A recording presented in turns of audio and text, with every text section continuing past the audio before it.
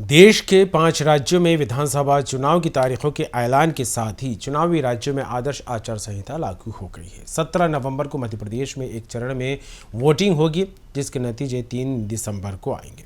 यानी मध्य प्रदेश को चुनावी तैयारियों के लिए 38 दिन का वक्त मिला। मध्य प्रदेश के सियासी इतिहास पर अगर नजर डालें तो यहाँ पिछले 20 साल से बीजेपी की सरकार है और शिवराज सिंह चौहान प्रदेश के मुख्यमंत्री। 2018 में कांग्रेस की मध्य प्रदेश में सरकार बनी, लेकिन कमलनाथ सरकार सिर्फ 15 महीने ही चल पाई। सिंधिया समर्थकों के बीजेपी में चले जाने से कमलनाथ सरकार गिर गई और एक बार फिर शिवराज सिंह चौहान ने सीएम पद की शपथ ली। लेकिन इस बार मुकाबला कड़ा है। बीजेपी के लिए एंटी इनकम्बेंसी तो कांग्रेस के लिए कमबैक एक बड़ी चुनौती है। एक नजर डालते हैं मध्य प्रदेश के सियासी समीकरण पर।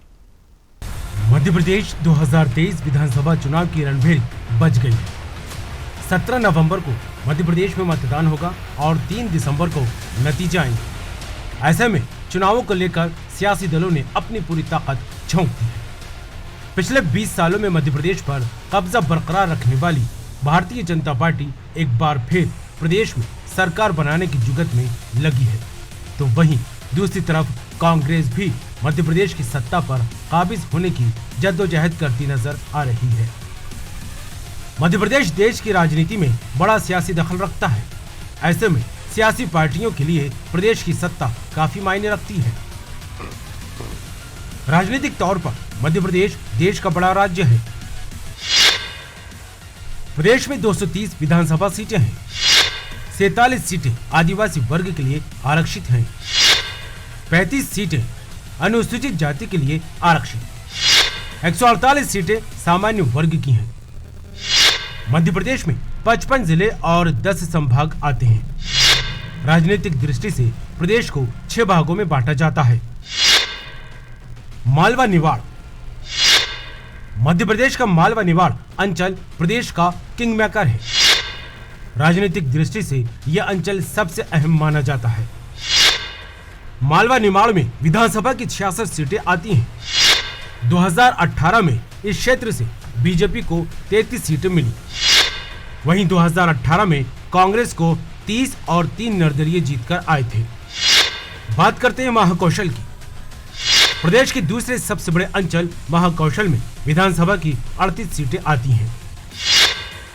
2018 में कांग्रेस को महाकौशल से 24 सीटें मिली, जबकि बीजेपी को महाकौशल में सिर्फ 13 सीटों पर संतोष करना पड़ा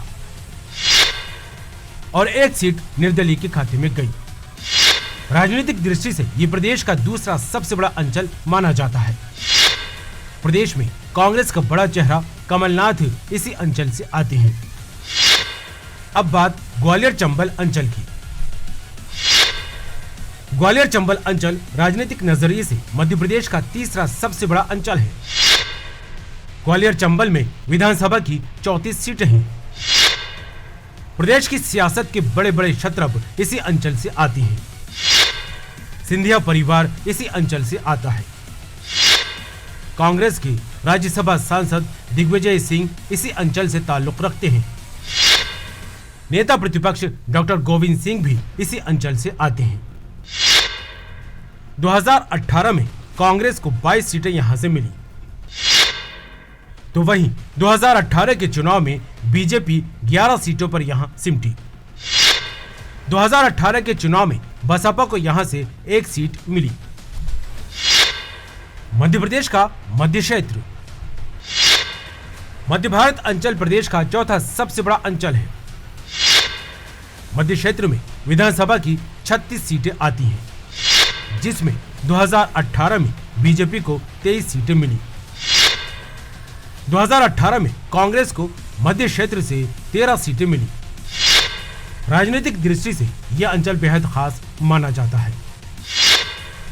प्रदेश के वर्तमान मुख्यमंत्री शिवराज सिंह चौहान इसी अंचल के सीहोर जिले से आते हैं। मुख्यमंत्री शिवराज बुधनी विधानसभा सीट से विधायक हैं। अब बात करते हैं विंध्य क्षेत्र की। विंध्य अंचल प्रदेश का 5वें सबसे बड़ा अंचल है। विंध्य में 30 विधानसभा सीटें हैं। 2018 में यहां से बीजेपी को 24 सीटें मिली, जबकि कांग्रेस को विंध्य से महज 6 सीटें ही मिली। राजनीतिक दृष्टि से अंचल बेहद खास रहा है। विंध्य से भी बीजेपी कांग्रेस के बड़े शत्रप आते हैं। वर्तमान विधानसभा अध्यक्ष गिरीश गौतम इसी अंचल से ताल्लुक रखते हैं। बुंदेलखंड राज्य का सबसे छोटा अंचल बुंदेलखंड माना जाता है। बुंदेलखंड विधानसभा में 29 सीटें आती हैं। 2018 में बुंदेलखंड की 29 सीटों में बीजेपी को 17 सीटें मिली थी, जबकि कांग्रेस को सिर्फ 7 सीटों पर ही संतोष करना पड़ा। वहीं बुंदेलखंड में एक सीट सपा और एक बसपा के खाते में गई थी। मध्य प्रदेश की राजनीति प्रमुख रूप से 2 दलीय मानी जाती है, बीजेपी और कांग्रेस। राज्य की प्रमुख पार्टियां हैं। पूरे प्रदेश में कोई क्षेत्रीय दल एक्टिव नहीं है। हालांकि बहुजन समाज पार्टी, समाजवादी पार्टी और गोंडवाना गणतंत्र पार्टी हर विधानसभा चुनाव लड़ती है। इन राजनीतिक दलों को हर चुनाव में कुछ सीटों पर सफलता भी मिलती है, लेकिन ये पार्टियां कभी बड़ी राजनीतिक ताकत प्रदेश में नहीं बन पाई।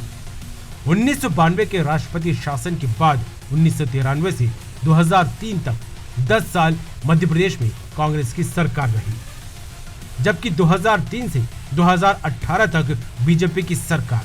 15 साल बीजेपी की सरकार रही, तो वहीं 2018 में 15 महीने के लिए कांग्रेस की सरकार वापस लौटी। लेकिन सियासी उठापटक के बाद बीजेपी फिर से राज्य की सत्ता पर काबिज हो गई, जो शिवराज सिंह चौहान के नेतृत्व में अभी तक बरकरार है। अभी की स्थिति की अगर बात करें तो बीजेपी 127 सीटों के साथ मध्य प्रदेश की सत्ता पर काबिज है, जबकि 96 सीटों के साथ कांग्रेस मुख्य विपक्षी दल बना हुआ है। 4 सीटों पर निर्दलीय विधायक हैं, जबकि 2 सीटें बसपा और 1 सीट पर सपा विधायक है। ऐसे में अगर